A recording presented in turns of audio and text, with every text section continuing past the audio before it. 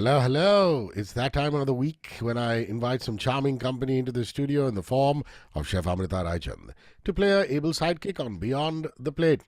Hi, Amrita. My God, it's hot as hell outside, yeah? And we're just inching our way towards the monsoons. God knows I'd like to see some showers. What about you? Really, really hot. You're so right. But guess what? Talking about monsoons, I don't know if we get the showers or not as yet, but next week I am going to be covering the topic of monsoons. Well, let's stay positive and let's hope we actually get a little shower before next week. I know your philosophy. You talk about how food can also be basic yet most satisfying. And I loved last week's episode of Office Tiffin. Lots of people must have given you feedback. And, I love just putting it out there, saying that dosa and idli and vada might be meals up north, but they're actually tiffin for us in the south. And today's theme is kind of like a spin off from that tiffin philosophy. What's it going to be? You're right, Rishi. I did get a lot of feedback after last week's episode on Tiffin. I have to add in here that they love the Mexican rice and said it's the best they've ever had. But a lot of people actually wanted to know if sandwiches were okay to eat. Could it be carried as tiffin, and are they healthy? Because apparently a lot of people actually carry sandwiches to work, and I don't blame them because they are so convenient to carry, aren't they? So based on their questions, I actually thought, why not cover sandwiches in this episode, and let's unravel the delicious history, the diverse types, and of course, health benefits of everyone's favorite handheld meal, which is the sandwich. What do you think? Good idea? You I like think it's a, I think you it's a like fabulous idea. sandwiches Fab- too? yeah, I think it's a fabulous idea. And wherever I've gone to eat in hotels, irrespective of what star hotel it is, or in local gymkhanas and clubs, the club sandwich always shows up. And the thing about the club sandwich is, when you walk into a place like the Bombay Gym or the Wellington or the Delhi Gymkhana or, the Madras Club or the Tollygunge Club, all these wonderful remnants of British culture. And you get a good, wonderful, massive, you know, well proportioned club sandwich. The British have something to do with it. Yeah. So yeah, I'm quite curious to know, do the antecedents of the sandwich and the club sandwich, are they British? Actually, I'll correct you there. Club sandwich is not British. It is actually an American sandwich. And I'm going to get into the history of some of the most popular sandwiches around the world a little later. But first, let me give you the history of how the word sandwich came about, which is also very interesting. So, actually, Rishi, club sandwich is not British, it's American. And I am going to talk about the history of many popular sandwiches around the world. But where you are right, where I can give you some credit, is the word sandwich actually traces its roots back to England. And there's a very interesting story over there. Legend has it that John Montagu, the fourth Earl of Sandwich, loved playing cards, it seems. And on one of the days when the game went on really, really long, he was hungry, naturally. And since it was difficult to play cards and use a fork and knife to eat a meal, he just asked the cook to serve him two pieces of toasted bread with a slice of roast meat between them so that he could hold the sandwich on one hand and actually continue playing cards with the other hand. It was a convenient solution, and since then has begun its victorious march around the world. But frankly, this is only a popular legend. The more factual understanding seems to be that yes, the Earl did invent the sandwich. However, it was done with the intention of being able to eat cheap, right, while working on serious projects so as not to take away precious time from hard work. Isn't that a noble thought? Well, you can conveniently blame all the card players and the poker players for the invention of the sandwich then. Okay, now before we move further, quick question. Why did the sandwich go to the dentist? I don't know. Tell me. Because he needed a filling. My God, you punny person. But Well, really, I want to know what classifies as a sandwich and what doesn't. The jury's out. There are lots of dictionaries, food historians, government legal policies, and this definition of a sandwich is a little peculiar. In fact, I believe around the world it's also taxed in a particular way because of ah, of that definition. Yeah, the thing is that because it's taxed in a certain way, people have taken the liberty of including many things under the term sandwich, because I'm guessing the sandwich has less tax compared to other bigger food items. So even a burger falls in there, especially in California. A hot dog also falls in the category of sandwiches. But for a layman, Rishi, sandwich frankly can just be anything you want it to be, as long as you have fillings in it, you have a spread. It can be toasted, it could be with bread, it could be, for healthy enthusiasts like me, it could even be breadless. Like you can take two pieces of paneer and add some filling to it, or you can take two leaves of lettuce and add some stuffing to it. And that can be your healthy sandwich. But it can also be a roll, it can also be a burger, it can also be a pinwheel. So, like I said, it can truly be what you want it to be. But now I'm going to talk about some popular sandwiches around the world, because it's nice to touch upon them. Of course, the British invented the so popular high tea, and their tea sandwiches are really popular. They're delicate, they're delicious, and they are usually thin cut bread with fillings that are very fine. So think about fine fish paste, think about cucumbers sliced very thinly, or watercress, or very thin slices of tomatoes. Everything is very delicate in our so-called, high tea sandwiches of the Brits. Now, coming to the United States, where we want to talk about the big, bold sandwiches. Club sandwiches have been created by America, and like you also mentioned, they are very often related and linked with hotels and resorts. You go to any hotel, and the club sandwich will always be the top of their list. A close cousin of the club sandwich is also BLT. I'm sure you've also eaten a lot of that. Of A lot of course. Their delicious bacon, lettuce, and tomato sandwich, which is served as a triple decker sandwich on toast, which is so popular, Rishi, that it even has its own month called the National BLT Month, which is celebrated apparently in April. Then the Americans, they also have the omnipresent hamburgers, which is made with buns, side order of French fries, which is actually French fries in any American sandwich is always something that you get on the side. In India, we'll mostly get it with burgers, but in America, you have any sandwich and you're gonna get a big a portion of French fries. And then they also came up with peanut butter and jelly sandwich, which is literally the mainstay of the American school child. Now moving to France. I mean, believe it or not, even French, who are known for their sophisticated delicacies, also have their national sandwich. True to their nature, of course, it's a lot more refined than the popular sandwiches that we eat. Croque Monsieur, I don't know if you've heard of it. It's a delicious French ham and cheese sandwich made with Gruyere cheese, also Parmesan, ham, French ham, and a simple bechamel sauce, which is basically white sauce, toasted in the oven. And when you pair this with a cup of French soup and a little salad, you get a perfectly delicious Parisian meal. I mean, this is my favorite. What about you? So far, any of your favorites have been talked about? I am going Yeah, to say. yeah. I mean, I just walk into any sandwich place and say, try and do a 3 or 4 decker sandwich. Make a meal out of it. So he'll say, what do you want me to put? And I'll go put all the meats in there, put some bacon in there, put some chicken in there, put some ham in there, and then put lots of vegetables in there on another deck. The third deck can be to spice it up, which is jalapenos and peppers and things like that. I like my sandwiches big and huge, just the way I am. So I've got to go with club sandwiches. But what you just rattled off is actually a fairly healthy meal, because you've covered everything. You've covered protein, you've covered the veggies and fiber. And if you choose a good quality bread, which is maybe multigrain or gluten-free, or made with rye, you give yourself a very healthy meal, which is also not very heavy. So it's a great afternoon meal actually. So well done. That was not my intention. I was purely driven by taste, but you've just proved that not that all things need not be unhealthy if they're tasty. I mean, tasty stuff can be healthy too, and you keep talking about that.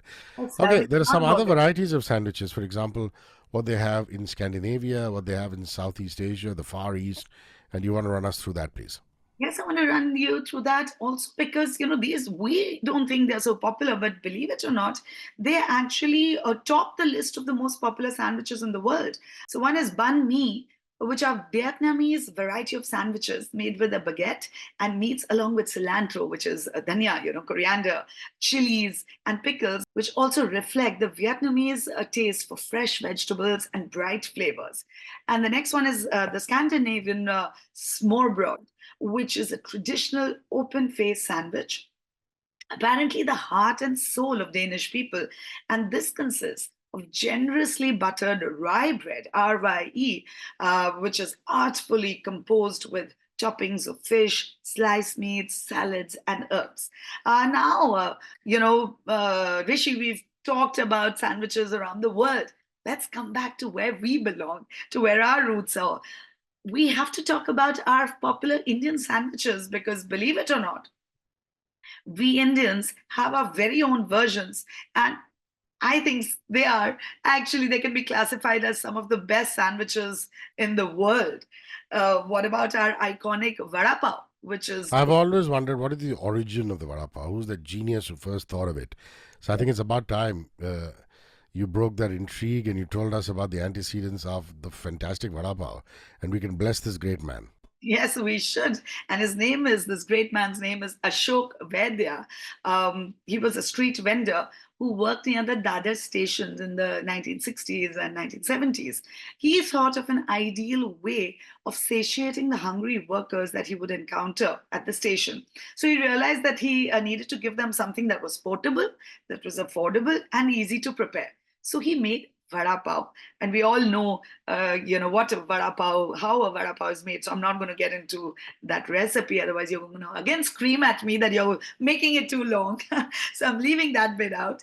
But it became so popular, Rishi, also because Shiv Sena popularized it and promoted it as a sandwich that was ideal for the working class because it was so satisfying. And you don't blame it, right? I'm sure you've had many vada pavs. Well, I have them once a month for sure. Live on them. I live on them. I just love it. Quick, fast, tasty. What's not to love? Quick Satisfying. snack. I would categorize vada pav into the healthy sandwich version, but yeah, it is definitely satisfying. And why not? It gives you what you need. It hits the right spot at the right moment. Now, what can actually be termed healthy is another popular sandwich that Bombay Walas have created, which is the Bombay sandwich. I mean, come train in the rain or summer heat, you will always be close enough to a sandwich wala in the city of Mumbai. This Bombay sandwich is made, it's like a really thick toasty, okay? Very suitable for a guy like you because you like your sandwiches big. It might be grilled, it could be kacha without being grilled, but it's a simple combination made with carbs and fiber in the form of boiled potatoes and fresh vegetables that are sandwiched between two, sometimes even more slices of white bread, of course, not the healthy variety. It's lathered with butter and with coriander and mint chutney. Now, tons of cheese also goes into this, and also some save. The save that we have on save puri, they'll sprinkle that, and that gives it its characteristic feature. Now, why did I say this can be healthy? Because it does have tons of vegetables. The same thing if you make with healthier bread, it's not bad, and you add in some protein in it in the form of meat or some paneer. You have your own version of the Bombay sandwich, which is healthier. I love the way how they keep their stalls, their radars extremely clean. They have everything stacked away in neat little piles. The grill is constantly cleaned. Even the surface of the platform where they make the sandwich is constantly being washed and cleaned. So it's actually, even though we wish the streets were a little cleaner, Yeah, that particular sandwich station is always clean. very. Beyond the Plate comes to you every Monday, 8:15 a.m. to 9 a.m. Mumbai, Delhi, Bangalore, Chennai on the radio. 48 hours later on Wednesday on the Radio 1 International YouTube channel. We're 1 million subscribers strong, and it comes to you in video form. There is a recipe of the day which Amrita shoots in her studio kitchen. That's on Instagram at 94.3 Radio 1 India and at Amrita Raichand. Chef and Beyond is her wonderful YouTube channel where you can get all her recipes, her videos, and please do go and subscribe right away. So here we go. Recipe of the week time. It's obviously got to be a popular sandwich. And which popular sandwich is it, Amrita?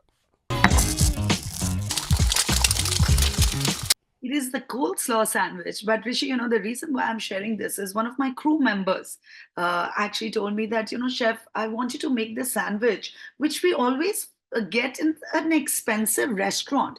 And he could not come up with the name. Like he was trying it. He said slew something. And I said, are you talking about the coleslaw sandwich? And he said, yes, yes, yes. So it's myth among a lot of working class that coleslaw sandwich is something that you can only get in a restaurant. But today I will teach you how it can be made at home, but not without giving you a little history about this sandwich as well. Actually, the history is more about the coleslaw salad, which is what it is. Once you put that salad in, slices of bread, you turn it into a sandwich. But it's very interesting, huh?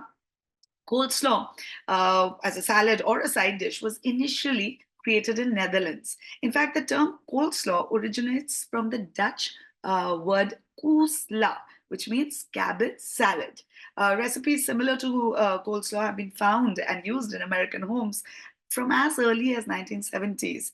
And Rishi, much like most of the American cuisine, the coleslaw was also inspired by dishes from all over the world.